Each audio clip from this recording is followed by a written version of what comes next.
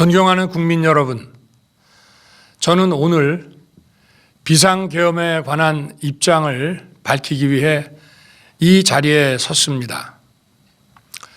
지금 야당은 비상계엄 선포가 내란죄에 해당한다며 광란의 칼춤을 추고 있습니다. 정말 그렇습니까?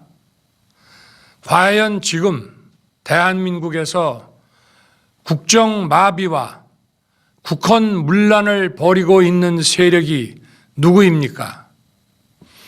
지난 2년 반 동안 거대 야당은 국민이 뽑은 대통령을 인정하지 않고 끌어내리기 위해 퇴진과 탄핵 선동을 멈추지 않았습니다.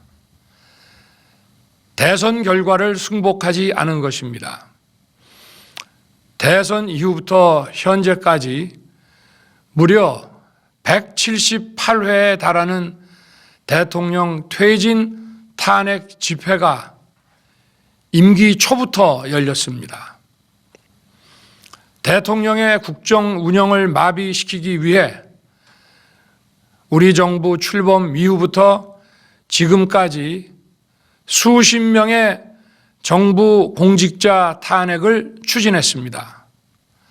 탄핵된 공직자들은 아무 잘못이 없어도 소추부터 판결 선고시까지 장기간 직무가 정지됩니다. 탄핵이 발의되고 소추가 이루어지기 전 많은 공직자들이 자진 사퇴하기도 하였습니다. 탄핵 남발로 국정을 마비시켜 온 것입니다.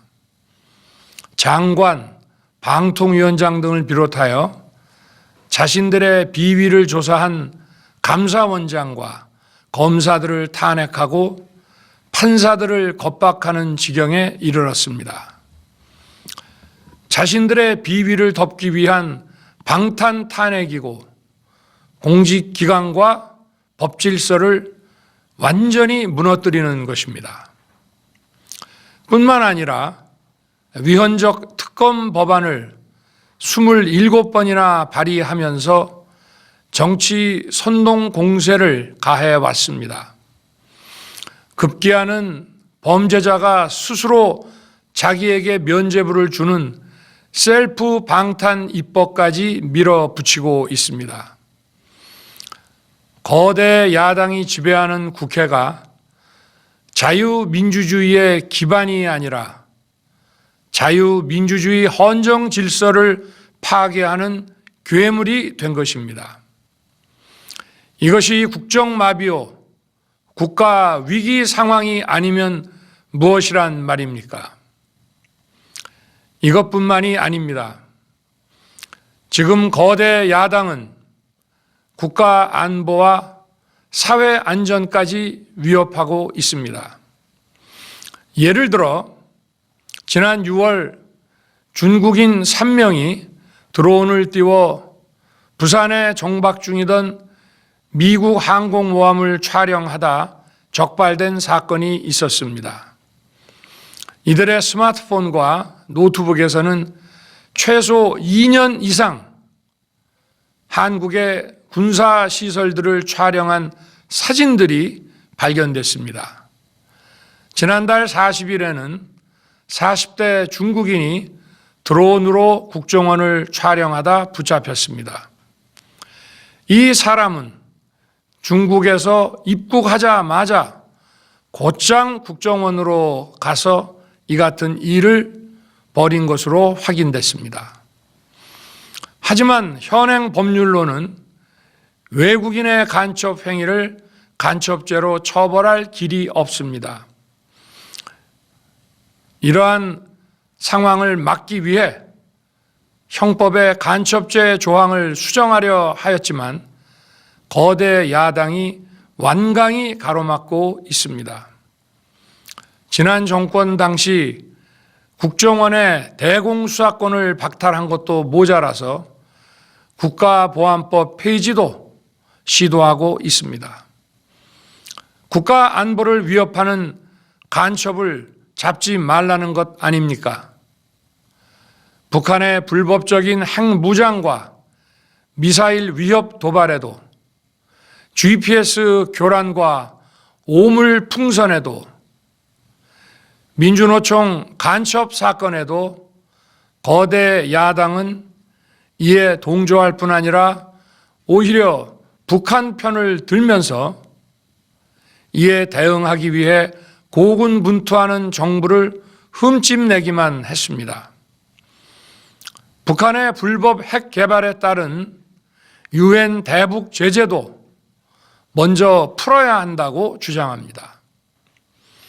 도대체 어느 나라 정당이고 어느 나라 국회인지 알 수가 없습니다. 검찰과 경찰의 내년도 특경비, 특활비 예산은 아예 0원으로 깎았습니다. 금융 사기 사건, 사회적 약자 대상 범죄, 마약 수사 등 민생 침해 사건 수사, 그리고 대공 수사에 쓰이는 기묘한 예산입니다. 마약, 딥페이크 범죄 대응 예산까지도 대폭 삭감했습니다. 자신들을 향한 수사 방해를 넘어 마약 수사, 조폭 수사와 같은 민생사범 수사까지 가로막는 것입니다. 대한민국을 간첩 천국, 마약 소굴, 조폭 나라로 만들겠다는 것 아닙니까? 이런 사람들이야말로 나라를 망치려는 반국가 세력 아닙니까? 그래놓고 자신들의 특권을 유지하기 위한 국회 예산은 오히려 늘렸습니다. 경제도 위기 비상 상황입니다. 거대 야당은 대한민국의 성장 동력까지 꺼뜨리려고 하고 있습니다.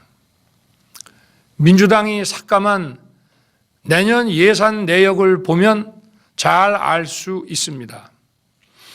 원전 생태계 지원 예산을 삭감하고 체코 원전 수출 지원 예산은 무려 90%를 깎아버렸습니다.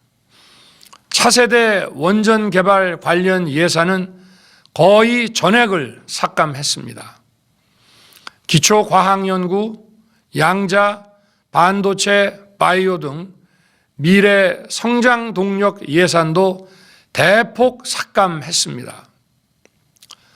동해가스전 시추 예산, 이른바 대왕고래 사업 예산도 사실상 전액 삭감했습니다. 청년 일자리 지원 사업, 취약계층 아동 자산 형성 지원 사업, 아이들 돌봄 수당까지 손을 댔습니다. 산업 생태계 조성을 위한 혁신 성장 펀드, 강소기업 육성 예산도 삭감했습니다. 재해 대책 예비비는 무려 1조 원을 삭감하고 팬데믹 대비를 위한 백신 개발과 관련 R&D 예산도 깎았습니다. 이처럼 지금 대한민국은 거대 야당의 의회 독재와 폭거로 국정이 마비되고 사회 질서가 교란되어 행정과 사법의 정상적인 수행이 불가능한 상황입니다. 국민 여러분, 여기까지는 국민 여러분께서도 많이 아시고 계실 것입니다. 하지만 제가 비상계엄이라는 엄중한 결단을 내리기까지 그동안 직접 차마 밝히지 못했던 더 심각한 일들이 많이 있습니다. 작년 하반기 선거관리위원회를 비롯한 헌법기관들과 정부기관에 대해 북한의 해킹 공격이 있었습니다. 국가정보원이 이를 발견하고 정보 유출과 전산 시스템 안전성을 점검하고자 했습니다. 다른 모든 기관들은 자신들의 참관하에 국정원이 점검하는 것에 동의하여 시스템 점검이 진행되었습니다.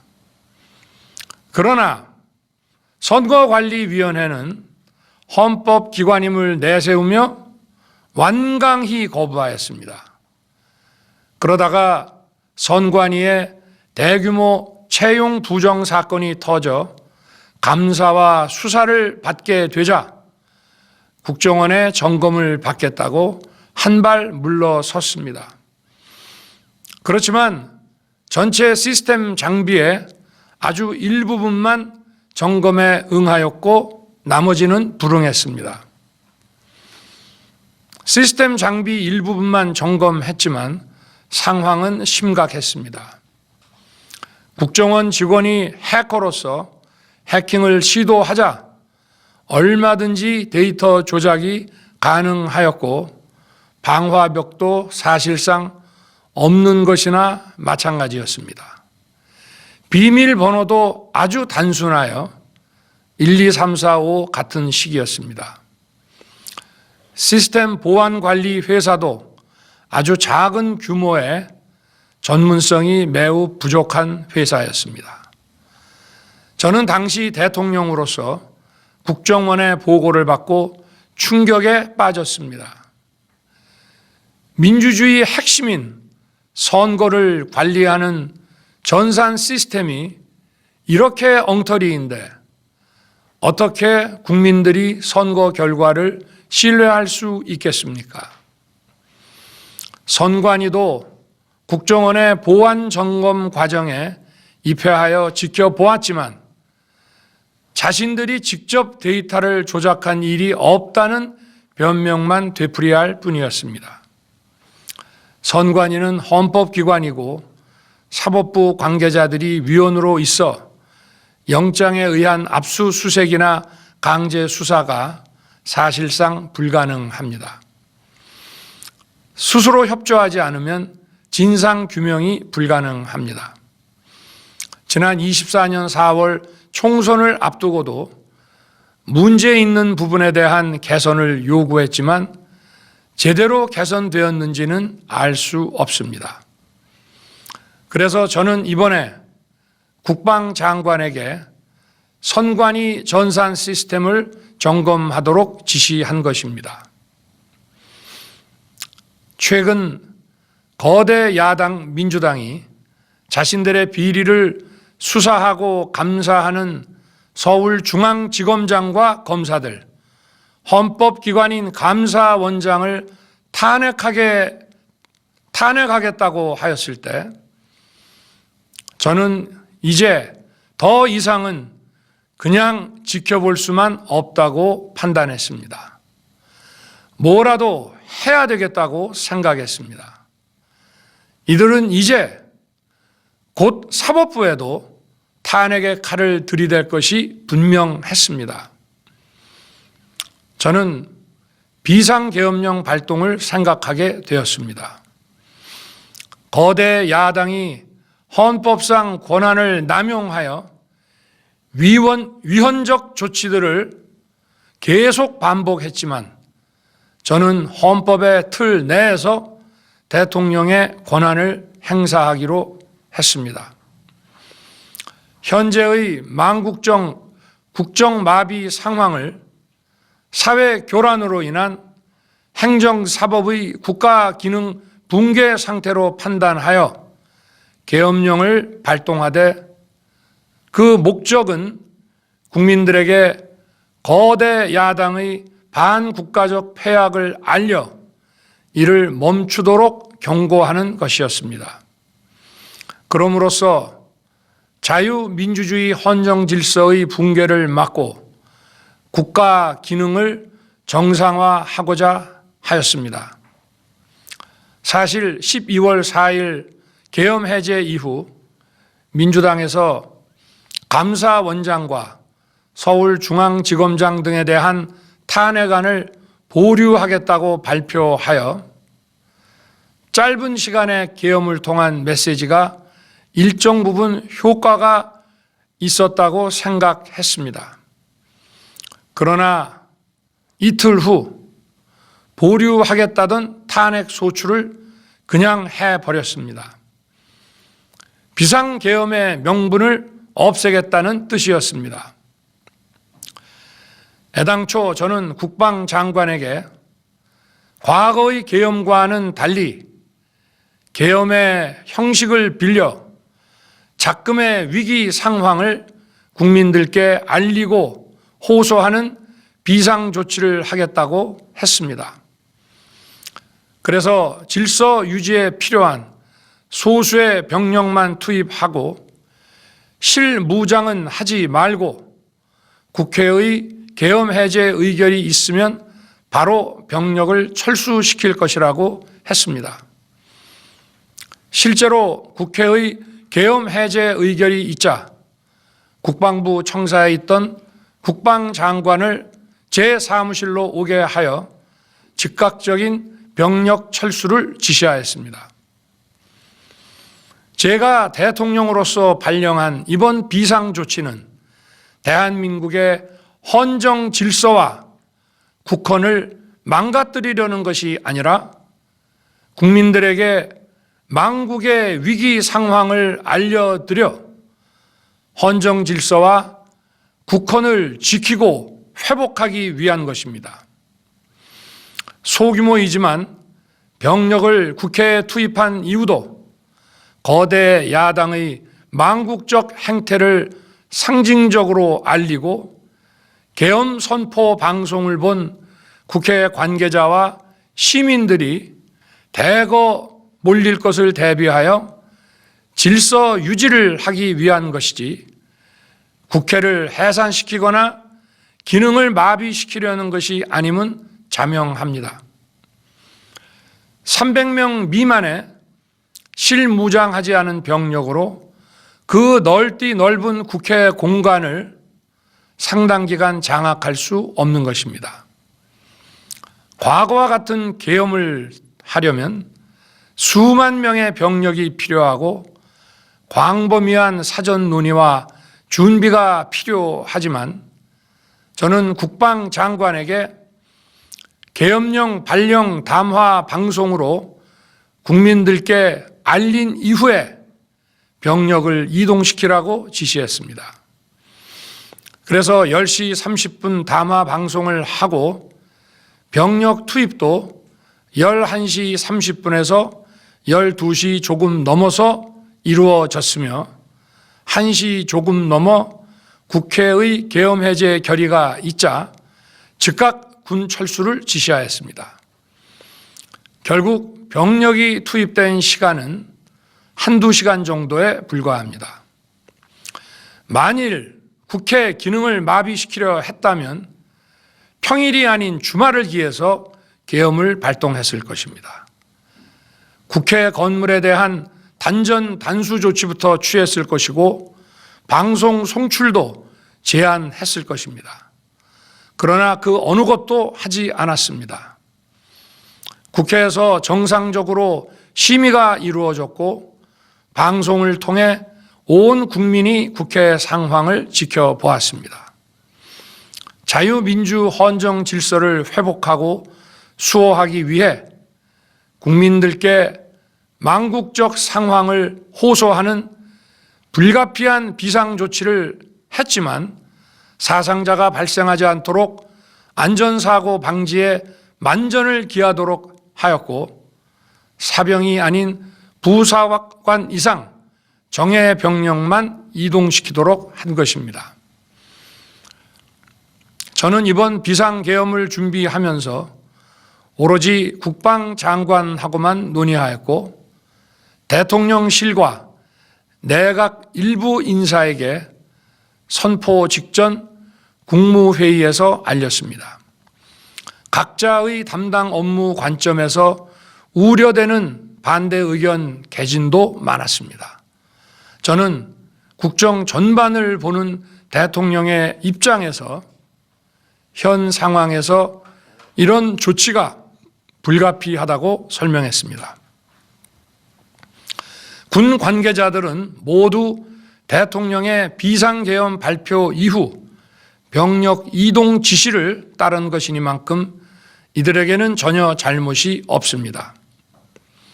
그리고 분명히 말씀드리지만 저는 국회 관계자의 국회 출입을 막지 않도록 하였고, 그래서 국회의원과 엄청나게 많은 인파가 국회 마당과 본관, 본회의장으로 들어갔고 계엄 해제 안건 심의도 진행된 것입니다. 그런데도 어떻게든 내란죄를 만들어 대통령을 끌어내리기 위해 수많은 허위 선동을 만들어내고 있습니다. 도대체 2시간짜리 내란이라는 것이 있습니까? 질서 유지를 위해 소수의 병력을 잠시 투입한 것이 폭동이란 말입니까? 거대 야당이 거짓 선동으로 탄핵을 서두르는 이유가 무엇이겠습니까? 단 하나입니다.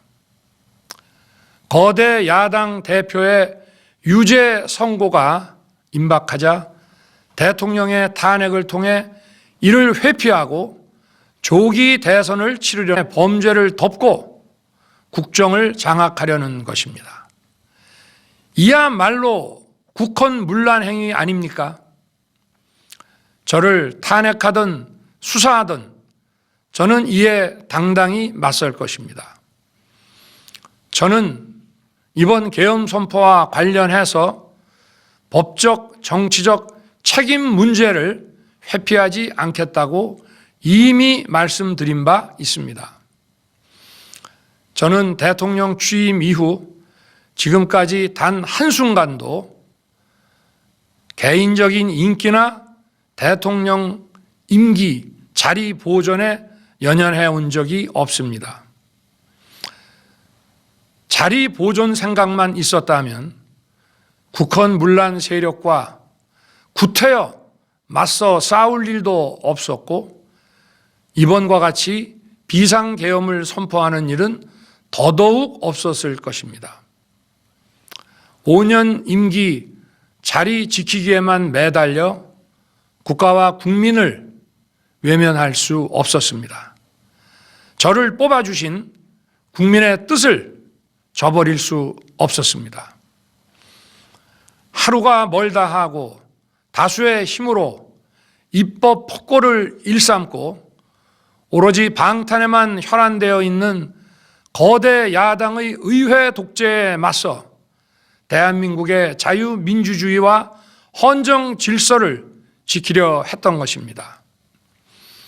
그 길밖에 없다고 판단해서 내린 대통령의 헌법적 결단이자 통치 행위가 어떻게 내란이 될 수 있습니까?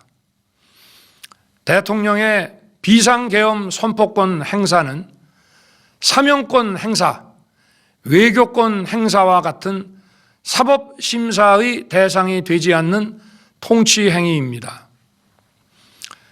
국민 여러분, 지금 야당은 저를 중범죄자로 몰면서 당장 대통령직에서 끌어내리려 하고 있습니다.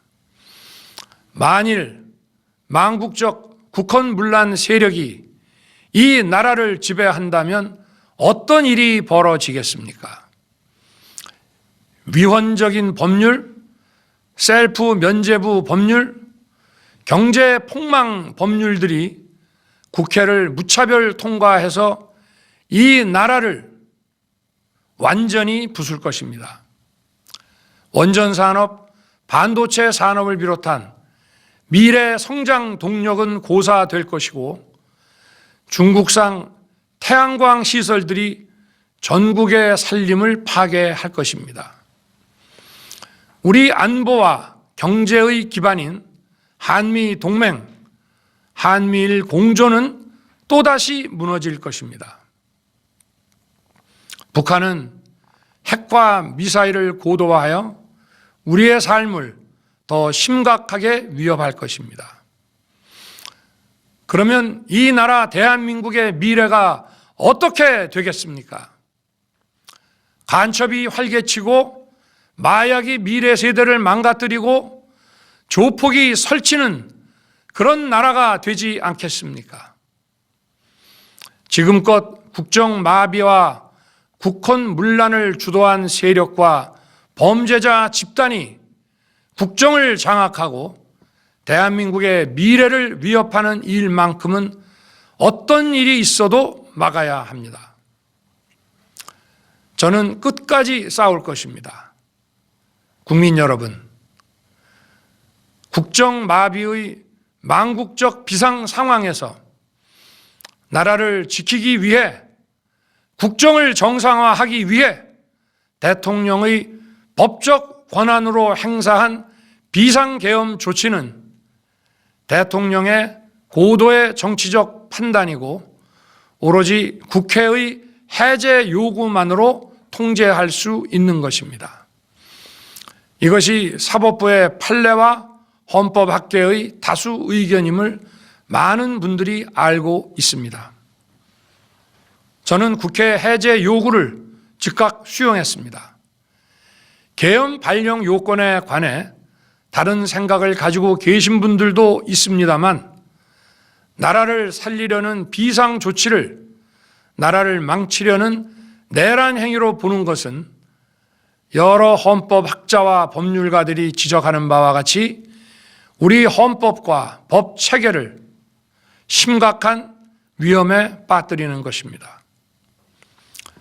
저는 묻고 싶습니다.